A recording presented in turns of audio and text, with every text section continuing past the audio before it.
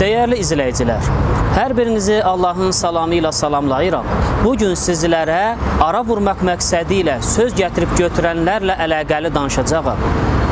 İslam dini bütün müsəlmanları bir-birinə qardaş elan edərək, bu qardaşlığa zərər vuracaq hər söz və davranışı qadağan elan etmişdir.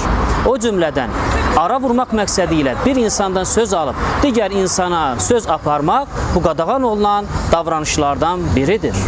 İnsan olaraq hər birimizin məqsədi yaxşı işləri görməyi, əmr etmək, insanlar arasında sülhü, əmin-amanlığı, sevgiyi, məhəbbəti bərqərar etməkdir.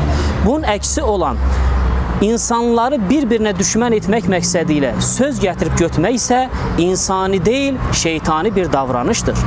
Peyğəmbər sallallahu aleyhi və səlləm nə gözəl buyurmuşdur ki, ara vurmaq məqsədi ilə söz gətirib götürənlər cənnətə girə bilməz deyə buyurmuşdur. Hətta dostlarına belə xəbərdarlıq etmişdir ki, sizlərdən biriniz burada olmayan dostumla əlaqəli mənə hər hansı bir xəbəri çatdırmasın deyərək bu əməlin nə qədər çirkin bir davranış olduğunu vurğulamışdır. Dəyərli izləyicilər, toparlayacaq olsaq, ara vurmaq məqsədi ilə söz gətirib götürmək qardaşı qardaşa, dostu dosta, atıyı evlada düşman edən amillərdən biridir. Toplumumuzun huzurunu pozan davranışlardan biridir. Bu davranışdan uzaq olağın ki, toplumumuz daima huzur içərisində olsun. Vəlhamdülillahi Rabbil aləmin.